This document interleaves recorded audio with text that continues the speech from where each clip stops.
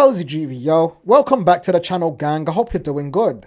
So probably about 2-3 weeks ago, we was having a great time enjoying ourselves with the whole Somalis in Minnesota series, them being promised the land 3,000 years ago, how every Somalis around the world are going to do Aliyah, and those that convert to Somalism will eventually get to do the Aliyah once they pay a fee. Obviously, they have to pay a fee. Anyway, all of a sudden, Israel just wakes up from their sleep and decides to recognize Somaliland, this one enclave, just this pirate bay. And I thought to myself, who are these people who are constantly wanting to break up from their brothers and sisters? We love these people, but for some reason, they don't love us. And I thought to myself, you know what? Let's get to the bottom of it. What is the reason? And it all started when I came across this very picture that you see on your screen. I thought, who is this guy standing with my beloved brothers and sisters? That's what I first thought. Who is this man? That is what I thought. Who is he?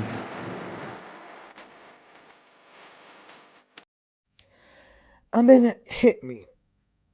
This guy's name is Carl Hagenbeck. Whatever his name is, I don't want to pronounce it. I don't care if I pronounce it properly.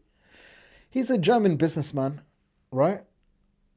Who actually, his zoo is still in operation till this day. The Hamburg Zoo. It still bears his name. Anyway, I thought to myself, how is it possible for this man to have my brothers and sisters in his zoo in 1874? I thought Britain abolished slavery in 1807. Do you know what I mean? I thought, how is it even possible? So when I tried to do my background check on this guy, it seems like everything got wiped off. I swear to you, I'm not lying. This is exactly how far this guy's history goes. His father and his mother. That's it. It seems like someone completely scrubbed him off the internet. However, his children were involved in the 1940 group. You know what I'm talking about, that group. His children were involved in that group. And currently, I think it's the 6th generation who are in control of the zoo. They're worth about 300 to 400 million. So they owe us money, first and foremost. So let's continue. And then I came across this text and I thought to myself, wait, hold on. Fatima, I belong to the Arab. It looked familiar when I read that. And I went, I swear that is this group. And it's true, it is this group. So the more you read, you will realize that this guy from the Harar group, has been picking up his own people, enticing them on the boat, and then so they are busy pointing, but they've been doing this to themselves. How long? Yeah, everyone else is the problem. But let's continue reading this because some things will blow your mind as the more you get to. Anyway, as I was saying, I thought sailed for Sharjah. I went Sharjah. Let me pronounce it Arab version. I went Sharjah, and it instantly hit me. Sharjah is a location, but we'll get to that location where. And then I saw the name Hussein Joseph. I went, Joseph, this name sticks out to me. This is not really how anyone in the Middle East actually spells the name Yusuf or Joseph or anything like that. They will use the Y. Do you understand? They will use the Y. All right? And I was right because this group uses the Y. The Arabs, they use the Y. But the only people that use the J version is the Germanic people who are also this group. Do you understand what I'm saying? Are we locking in? Are we locking in? Because these people like to change their names. Okay? Okay. Now, if you go down here, yeah, it sounds occasionally shift transitional. Yusuf becomes a Joseph or Jasif, particularly when influenced by European or colonial records. I thought that was quite interesting. But let's continue. There's more to come. I thought, Hersi Aman. Hersi Aman sounds familiar. I swear he's the OGs of this little group. And yeah, they are. However, this guy was ready to give his daughter's hand in marriage. Gabrti sowro hadosi yonag nin gal. Do you understand? And runta da ku sheegay ninkaana gaal mo magaciisa gaal xataa mo waxa waa dadka koofida yar. Do you understand? And honestly, I forgot. He does not seem. You get it. Listen, if you're English and you don't speak Somali, I know you understood that part. So you don't even need a translation for that. But let's continue. I'm going to show you something. When I tried to do a little check here on this Hanger mesh, yeah, his website is completely down, terminated. However, he has a hotel that is functioning right now in,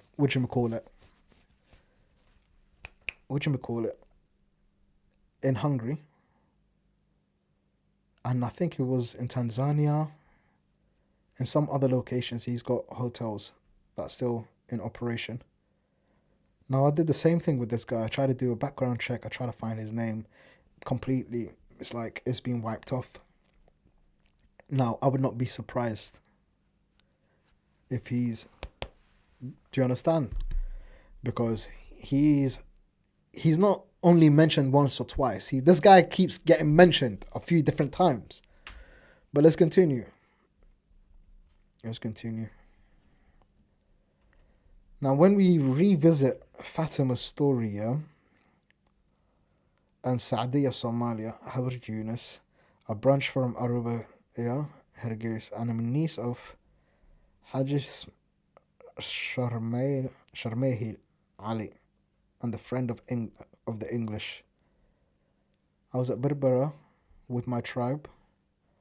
Awal. Okay. This is from the same. This is the same. This is the same group. What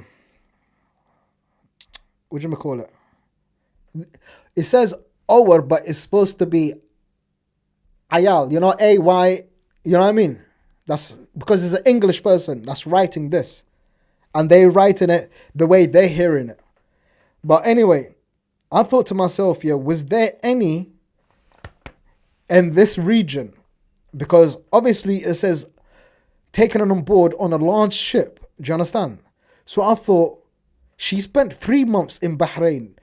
Does Bahrain have this group? Do you understand? And this was, I'm guessing this is the late 18th century, yeah? And none of these places were built.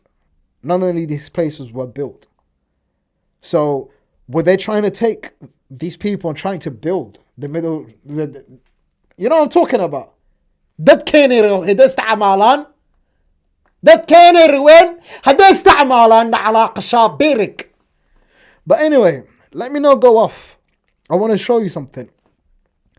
Is it obviously in Sharjah is in UAE, Bahrain, Middle East, but when you get to Qatar and Sharjah, there's no actual historical evidence of these being there. They only came in the late 20th century. But this area, they were known since the 12th, and they have tombstones, as you can see, since the 16th. But check the next clip out. I'll show you something. Check this next clip out.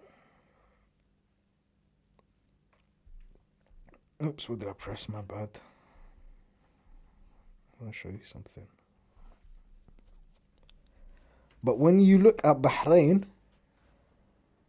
late 1800s. Isn't that fucking interesting? They popped up in the late 1800s there. But they were already in Kuwait, yeah, in 1776.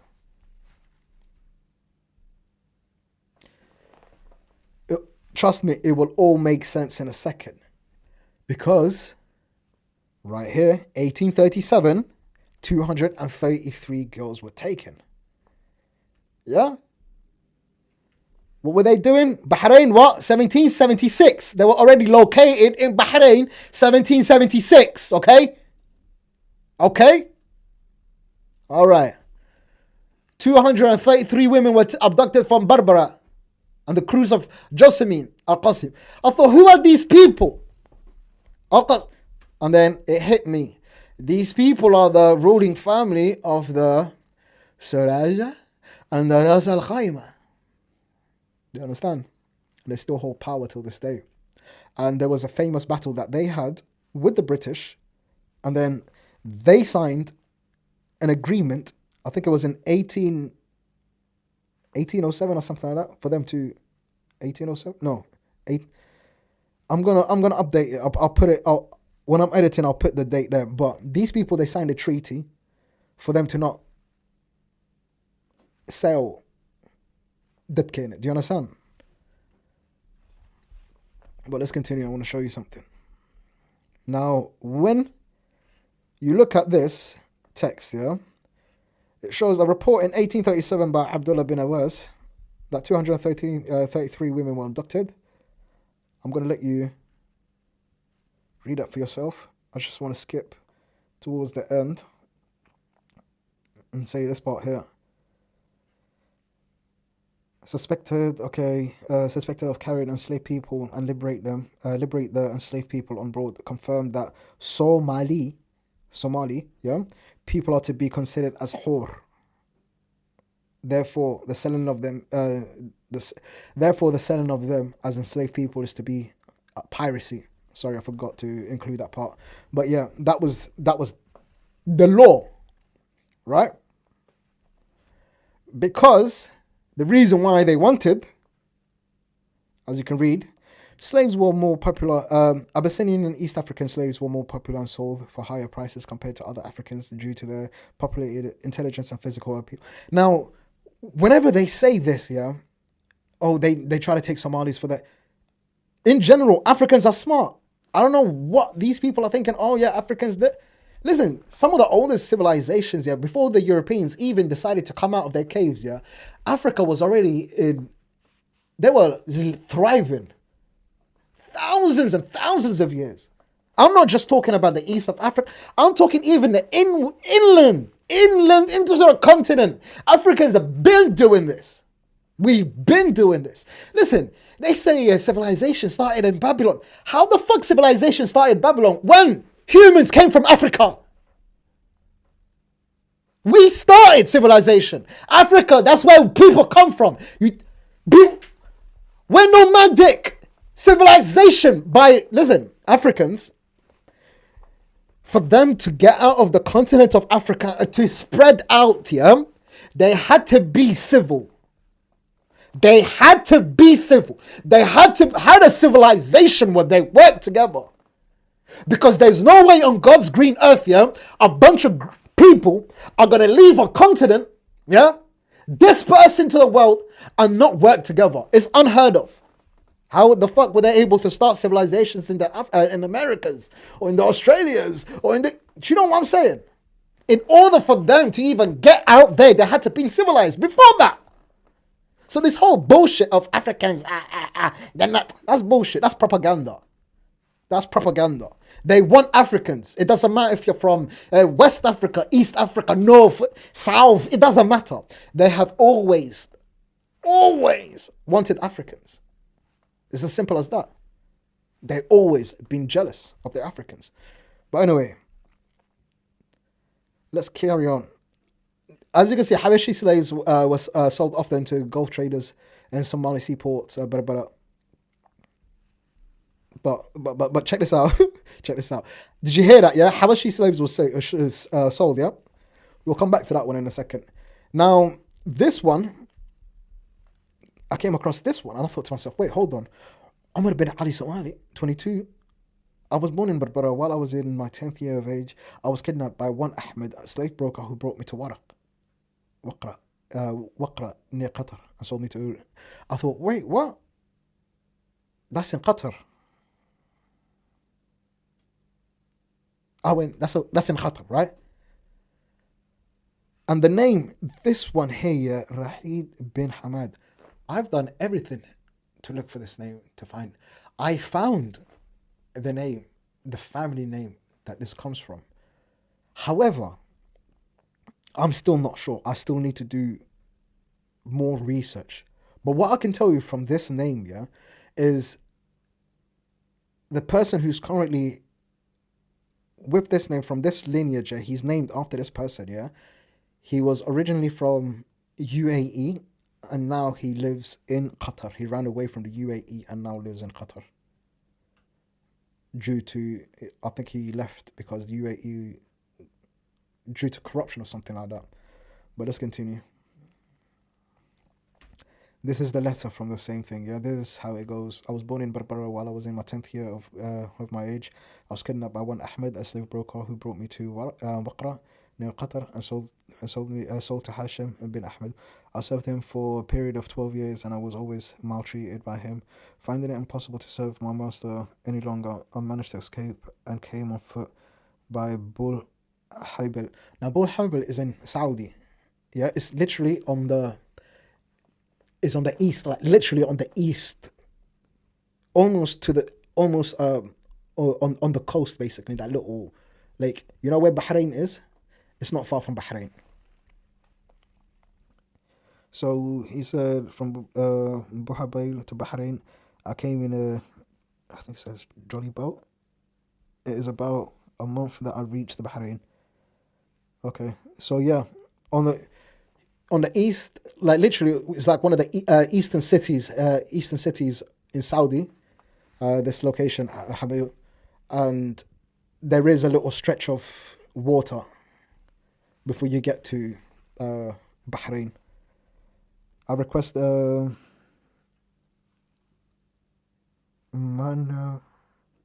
I can't read that certificate. Man. Is that a U? Is that alright, let's skip that. Certificate to grant me. So he basically asked for his paperwork, like, I want to be free. And it was granted for him in Bahrain. And as we already seen it in Bahrain, they didn't have that group of that in Bahrain up until the up into the late 20th century, 21st, beginning of 21st century. Now, this is how it all started. I thought to myself, how could it start? How could a group of people here be doing this to themselves, right? And this is basically how it started. Let me move myself out of the way so you can go just take a screenshot or just freeze it. But it all started when Hirsi Aman, okay, where is it? Let me start from...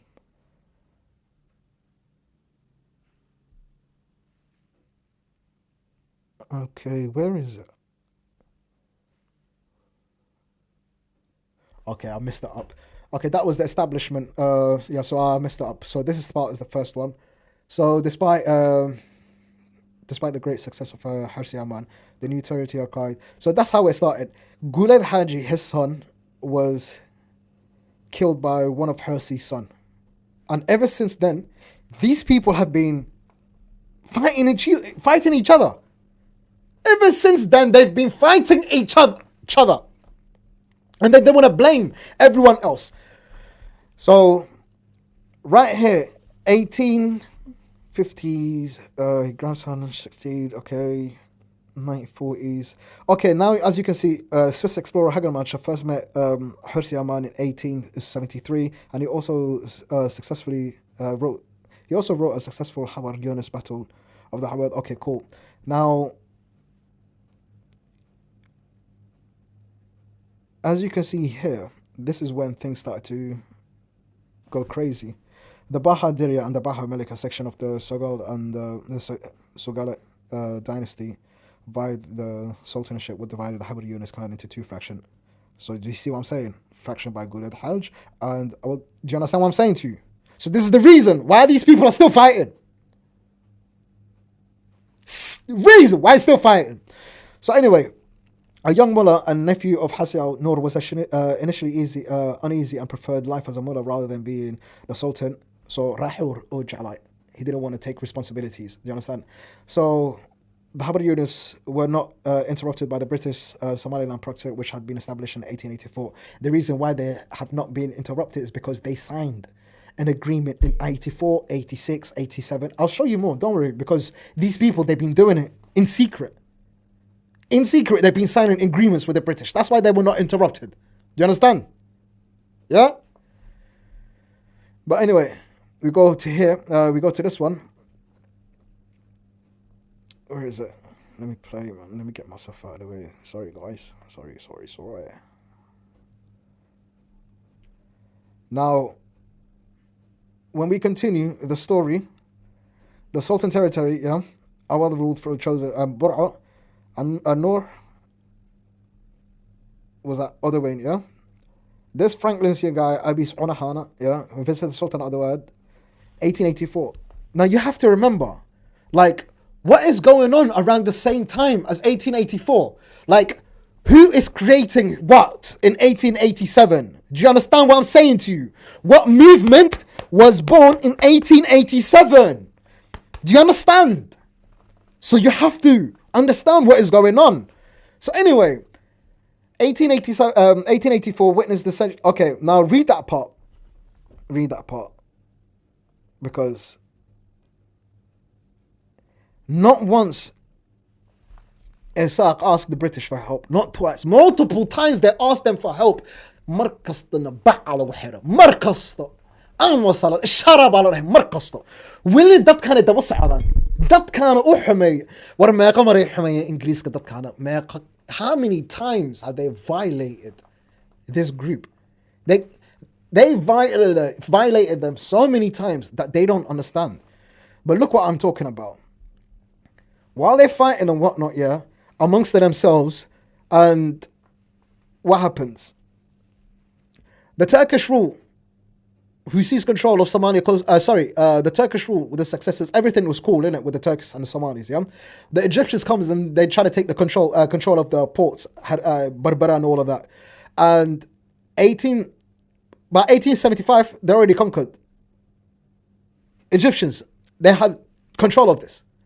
Some might not know this. Okay. However, the Egyptians,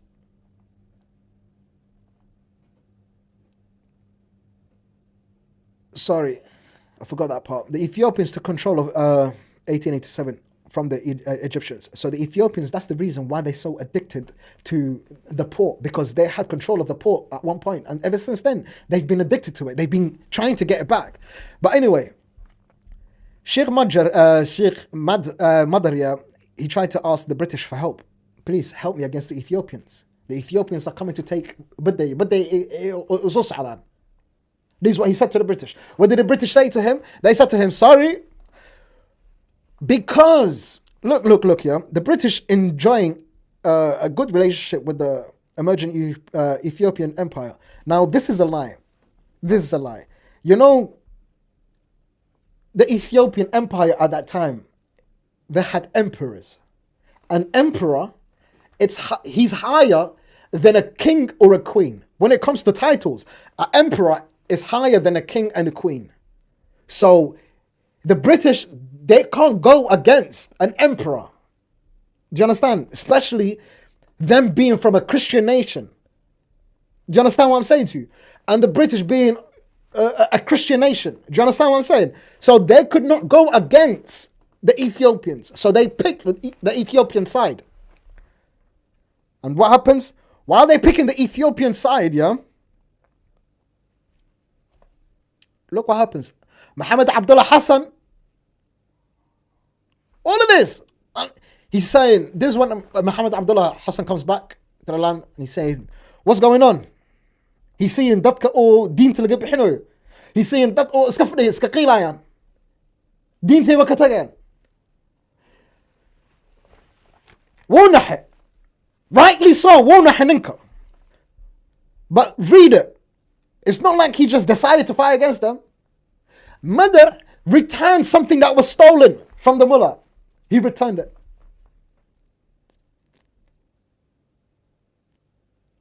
And what did he do? The mullah and Taqi said, you know what, we want to put our difference aside. We want We want to be with you. And he still rejected it. He said, nah. He still rejected it. He rather be on himself. The British rejected him. These people are attacking him. His own brothers are telling him, yo, listen, let's put our different societies, let's join together. And he's saying, nah. And they still, till this day, they still have the audacity to say, from day to Oga, they are their own adults. Oga is dilayan, Oga is Batis dilayan. So when we tell them, yo, we don't want it. But let's continue.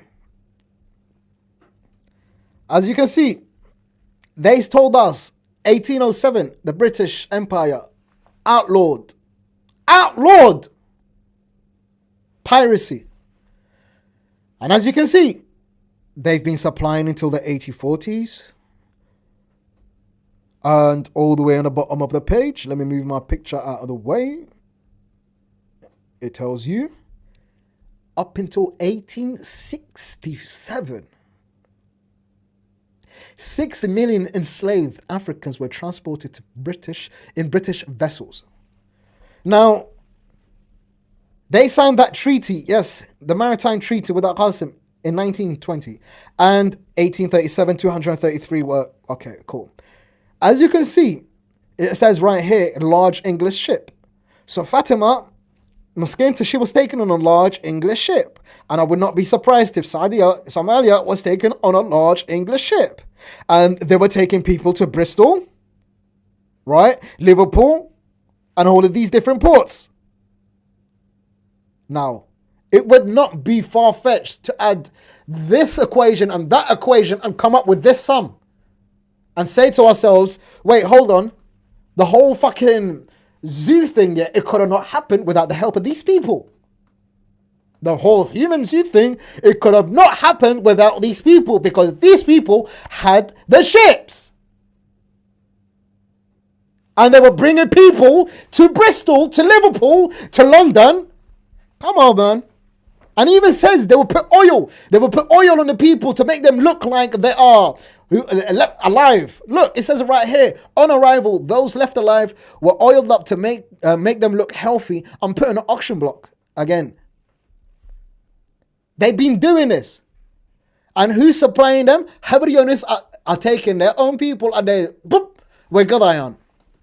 It's there. The proof is there in the fucking pudding. Right there. And what was the last country to outlaw slavery, you may ask, in the Middle East? Yes, it's that location. What do you call it? Ras Al Khaimah and Sharjah were the last locations to outlaw it. Was it in the 1960s or was it 1970s? But let's continue. Look, the Ayal lineage. There's the proof that I came with you. Look, historical significance. 18th and the 19th. These are the people who were dominating the fucking area. In the Harar of Hargeisa and the major ports of Berbera. Oga is gadayin. Wala shod. Wala kod e gadayin. O isla dalada isku qabil waaye. Isku qabil waaye is gadayan. Hadna bixir man dhulka haday gadaan. Ujeda. The Ayal lineage became some of the mullah's most consistent enemies. They provided intelligence and support to the British Army expedition during Somaliland campaign to ensure the mullah could not take control of the northern parts of the city, northern ports or the city of Hargeisa. The Habar Awil had signed a formal protection treaty with the British in the 1880s. But there's more to come. I think Isug. There's more to come. They viewed the Mullah's movement not as a liberation struggle, but as a disruptive force that threatened the eternal clan autonomy and security. Instead of accepting that kind of way, that kind of way, that kind of how I had that waddan kana ka bixino, Kiddy, whatever problems that we have here, anaga is awin anaga, you know what I mean? Whatever issues that we have, we can sort it out. Instead of thinking like that, maya. Cadow waa ay tahda. Walaalkiisa Soomaaliga wuxuu ku leeyahay adiga cadow waa ay tahda. Ninkan gaalka Iran. Can you fucking imagine that? This was in the late 1800s. Instead of deciding to team up with their brothers and sisters, they thought it would be a better idea to join these people. Look, this is what happened. Then these people got started. These people got created. The Somaliland Camel Corps, the British, this group is the same group. Why would you that 1888 treaties with Somaliland sultans and British stability protect? This is literally the same time frame. Islam Marki, 1880s, they signed the treaty. Within 8 years, that kind of blowing. What that kind of other way? Other. But let's continue. If you want to pause it, you can pause it because there's people here. Look. The court was given £900 to build pillboxes and reserve water tanks after the financial crisis of 1931. But that is not all, guys. That is not all. After this, they created the Somali Scouts and whatnot. I have testimonies from the men themselves, okay? The men themselves, who some have probably been part of this, yeah? Or being let me show you what I'm talking about, man. Let me show you what I'm talking about. Look, this is the group. Somaliland, a company of the Somali Camel Corps in training. They are regulars who were standing by on the borders of French Somaliland. But now Djibouti has joined the Allied cause with the rest of France's African empire.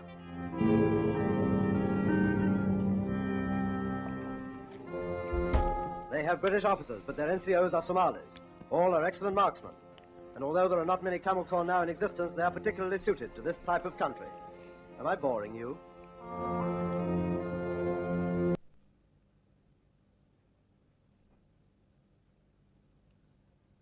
Their own brothers and sisters, they rather join the same people that caused them all those harm and stress they rather chose these people than join their brothers and sisters and liberate themselves.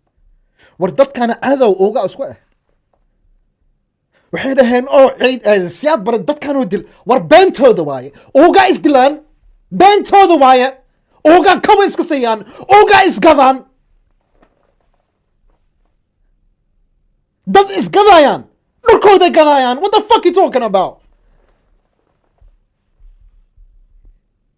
وإحمي وإجمس الأصان أو دتك يوديل أو نكاس وديل أو كانوا يجسوا حبرتينا وصا إني كاس دشين إني كاس قدان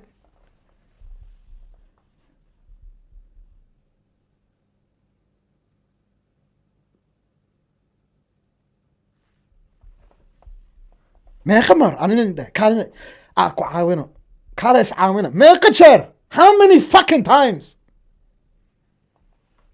وردتك كوفي يرجرات هيدين أبين وصاها قالت هيدين قال يا شاني صوبسن دتك كوفي يراني صوبسن مسك عقلي زيرو عقلي مقبتين fucking brainwashed people bro. عقلي ما وقوان This is proof. You think I'm joking? War is حماسن إني كايس حماسن قال كان دبرك صارتين دبرك كو قادين war waantahin waxa isle ninkan ay xumay war qabiilkaas ay xumay war ninkaas ay diday war kaas ay did inig maxaa isku samaysan inig kaas caabaysan ninki war shimbirtu naga qaade shimbirti markuu naga qaade qaniisiina oo noqotaan kuligeen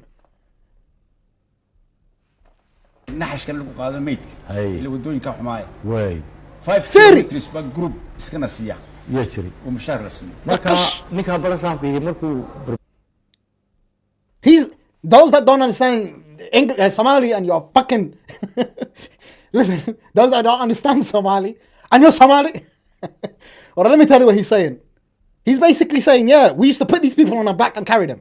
That's basically what he's fucking saying. بركة سو حاجة شوف بالك جينيا بابور سوق هذا لما هي سوما ما شفتوا مركا نحش بهاك نحش الميل كلامو هذا The slave mentality. Willie God Makatagan.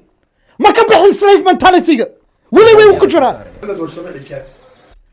Listen to testimonies from these men. Listen to their own testimonies. These men fought against their own brothers and sisters.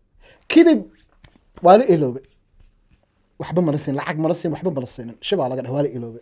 After 30-40 years على وصلنا خذ وحنا رالها واكو إلوبي هوا أنت أنا خاضر شنتان نكون مثلا بدنا نكون إسكا قاضي. Donation أليسي يضد كانوا. Donation كان حكاية ماته. واي لسه عطانا because group كانوا حاله group أو ولا له الدقات تمام. فير وحيد أحيان فير إيه دقيس وحيد أحيان بس ترين تنحن أنا وأها عيدا دي إنجليزكا Somalis كوبي لمبر هيرونا 3945 لعقتي لنو صدري وين سوق هذه هو ما توه نو صدري وما ما هذا إسكالي إلهي إسكالي ما هذا إسكالي مجتو أول وعمل صدر هذا النجري وأنا وحبك أركض جري معي لكن صار وقت ما تمو بيكون نطر embarrassing ولا الكود بلاش أوديلن وحبنا مرسلين نمبر كي يقول لي سديدية fucking نعس شن تدوشن إذا العقتي لنوصل دري النوصل شخصين والنشيد بعدي وانا نهلي وانا نكون هذينا إلهي نوحكمينا إن إلهي دين كان خيرنا يسير ولا كان نوقف. By the way, the reason why they are being recorded this way, where they announce their tag name and confirm that they receive donations and they're happy, the reason why they do this is for future generations to say, oh, whenever they ask, oh, you didn't pay, oh, yes, we paid them off. Hey, look, this is proof we paid them off. Oh, no, we paid them off. Oh, we've always been there for you. We've been there together. This is all a psychological trick for the future generations. These people should be angry that they got left out without help, without being paid for all these years. But instead they're saying, oh, thank you for the donation. We received the donation. Thank you. This video is being used against themselves, against their own people, to show them, yo, listen, your uncles, your brothers, your fathers, they were on our side. Look.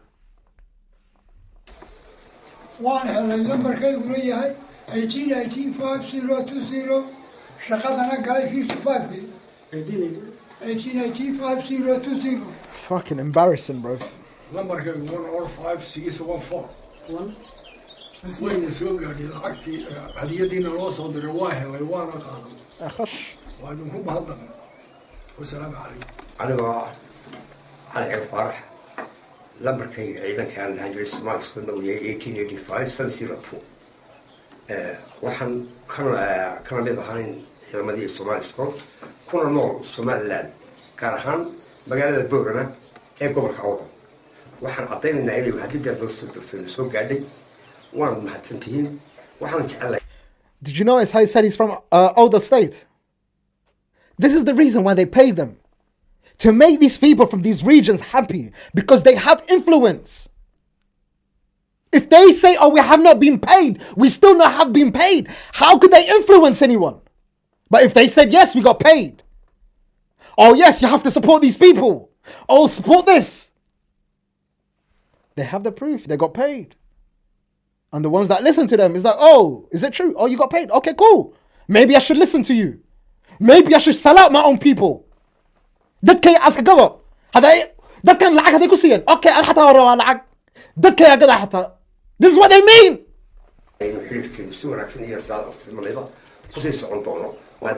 أرسع بختي كل جينا بختية بايسترين تدين وصل.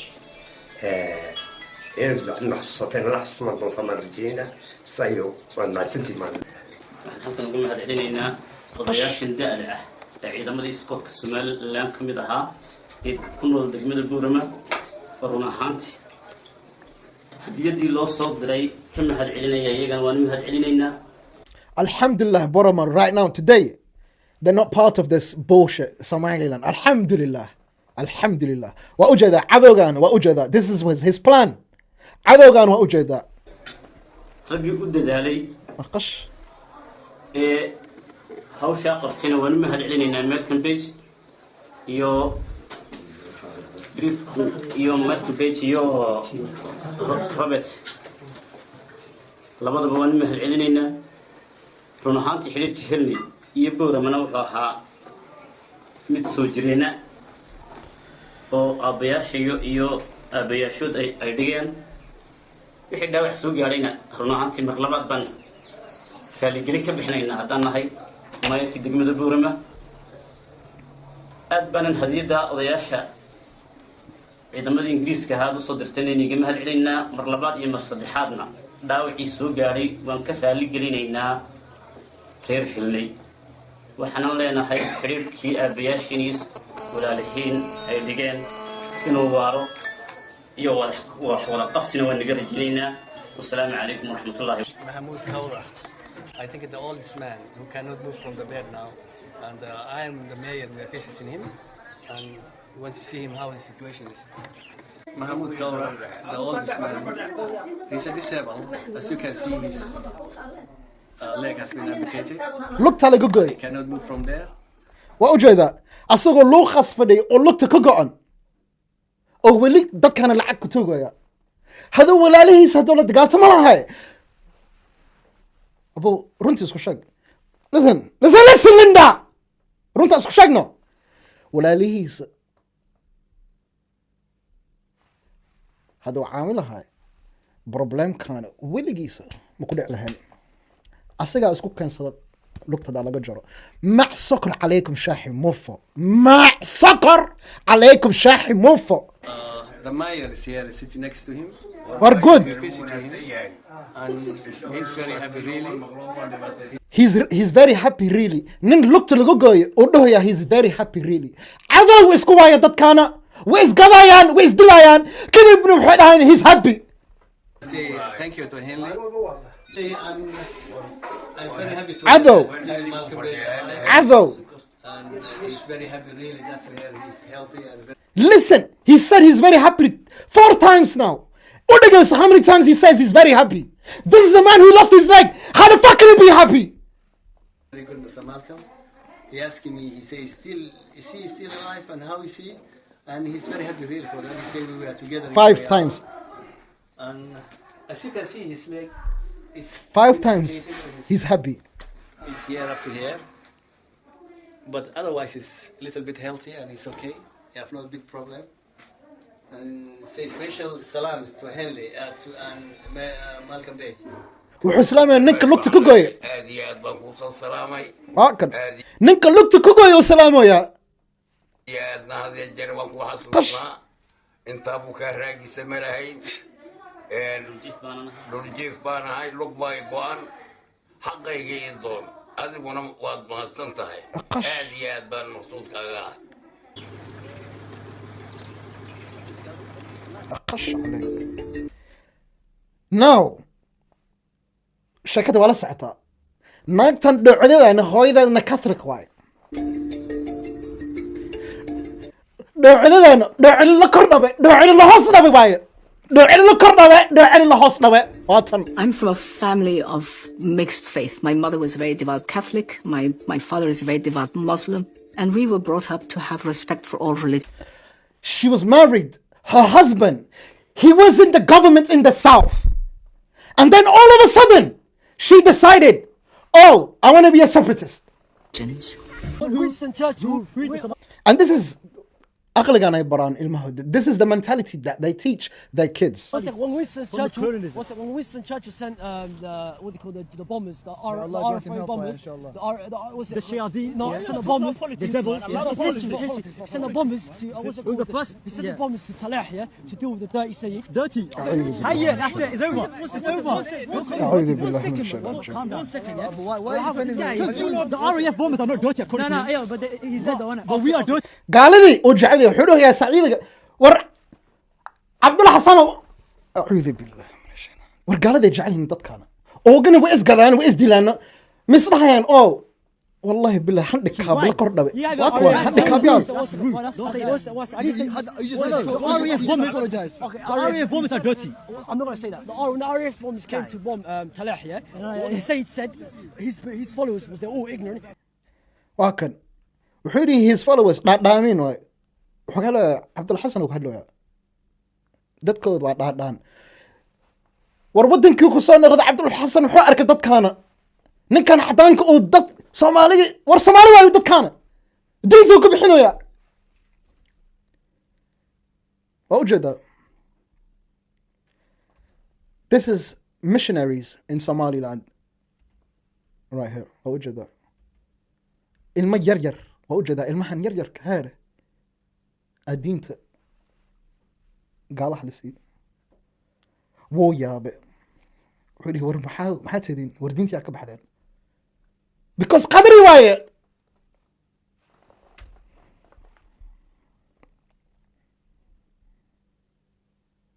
waa ujeedaa waa kan music ay baraan dadka Soomaalida.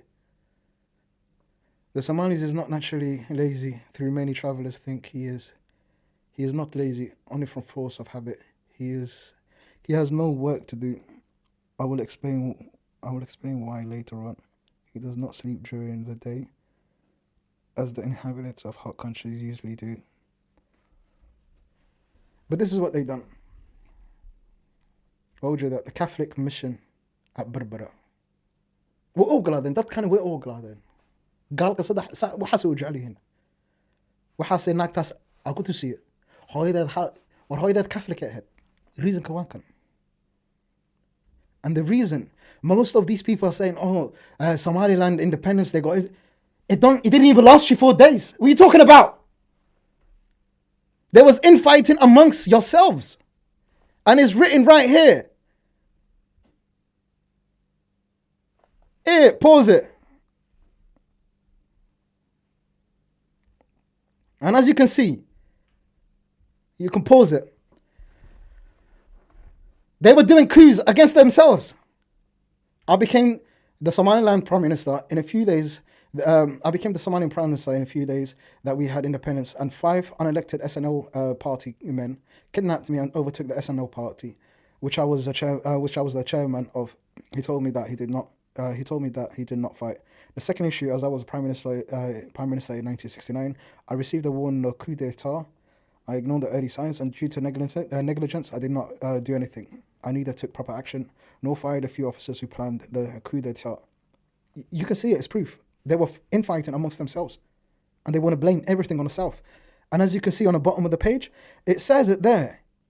This pirate bay, this pirate clan, signed an agreement with Her Majesty Queen Victoria, the Great Britain, in 1884, in 1885, and 1886.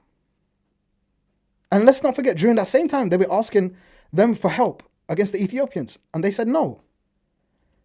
Anyway, let's pause this, and I want you to read it, because it clearly says these people have been overthrowing themselves. They've been infighting themselves for God knows how long. Let's continue. And as you can see, this man here,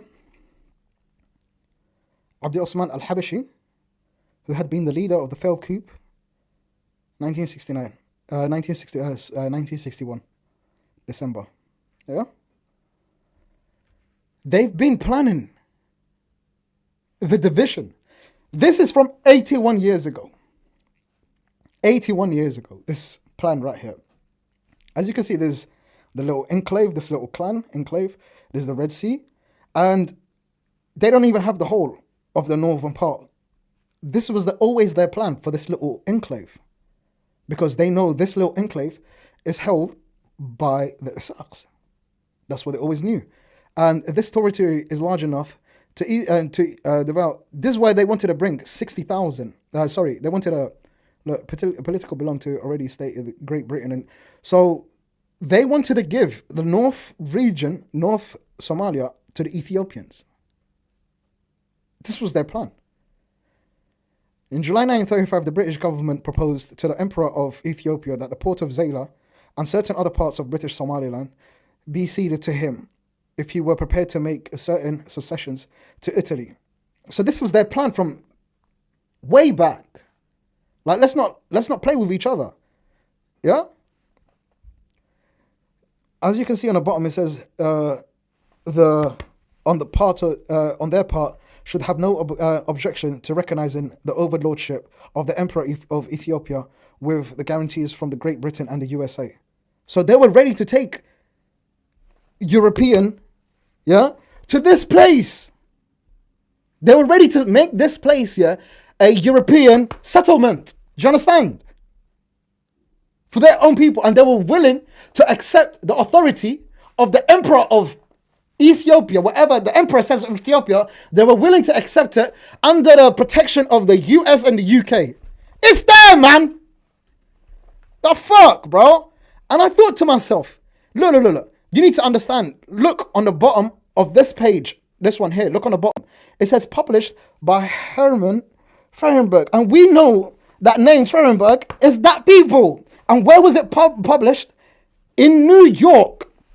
I wonder who went to New York, Albany, to study there. Oh, look! If it's not him who went to New York, Albany, to study in the 70s. That's interesting. Oh, that's interesting. And we know Albany has a large population of...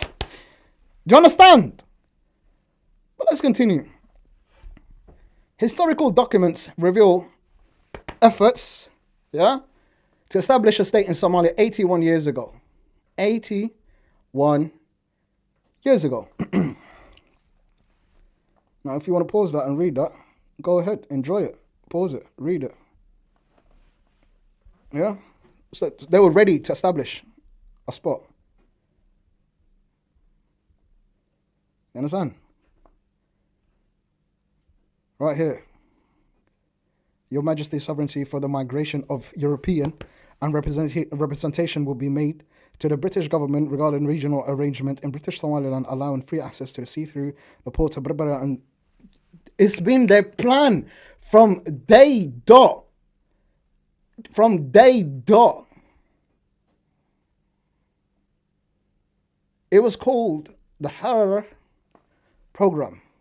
And they were ready to take. Look, it was necessary to remember the lessons learned from the Palestinian experience, that is preventing the region from being flooded with people coming from other parts of Ethiopia and preventing the entry of foreign agitators. Yeah, this region is widely enough. It could be easily allocated between 60,000 to 70,000 square miles for this purpose, and it's inhabited a small number of agricultural residents. They've been planning this from establish a state, establish a European state in the area about 8. Look, it's been their plan from day one, man. Like, who are we playing about with, man? But read that. Read that. And he pointed out that from a political point of view, these regions belong, as previously mentioned, to Great Britain and the Ethiopian Empire. So they thought, yo, let's take this place. And when we take it, like, it'll be belonging to Ethiopian and Great Britain. Like, yeah, but we're going to move there. You know, we're going to move there. You understand? They've been planning this from day one, man.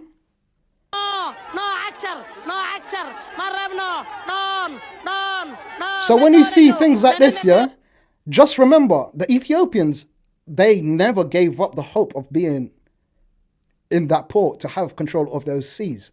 That is that they've been thinking of this plan for God knows how long, man.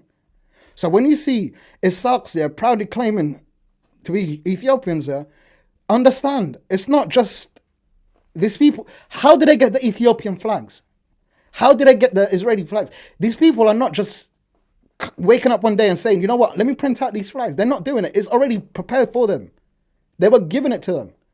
They were given, these flags were given to them. But let's continue.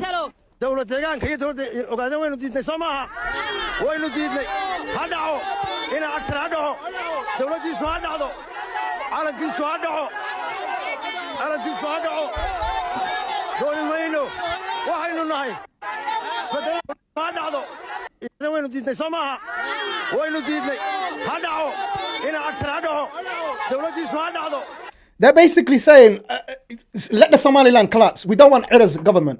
They're trying to claim Ethiopians. calankiisu ha dhaco أعوذ بالله من الشيطان calankiisu الرجيم. ha dhaco dooni mayno waxaynu nahay federaalka etoobiya calanka etoobiya calanka etoobiya la harsanaynaa sidaa iyo guul waanaynu iska celinay waanaynu iska celin doonaa.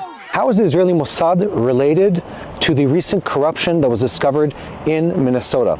You're not going to believe it, but there actually is a substantial connection, and it runs through the Israeli Prime Minister office. I'll start from the end. Israel just established relationships with Somaliland, which is not Somalia. But the backstory to the whole Minnesota corruption story is that much of those funds, and again, I think the initial number that came out is about $9 billion. Again, this is crazy. American taxpayer money of, let's say, $15 billion that they imagine were stolen or misdiverted from public funds. About $9 billion of those were sent back to support terrorism, or what they would call the Muslim Brotherhood actions, and this is tied into Qatar. And Israel, of course, was behind the scenes, and I know people love these conspiracies, in leaking some of the information that is responsible or related to the funding of terrorism using that exact money. So the fact that Israeli Prime Minister Netanyahu has a phone call and recognizes Somaliland is tied into Qatar being a supporter of the Muslim Brotherhood, tied into the Somali funds that were stolen in Minnesota funding terrorism in the Middle East. That is a story that came out right now. It really blows my mind how global terrorism works, but it's such an amazing thing that it was uncovered, and I'm sure there's more news to come on this topic.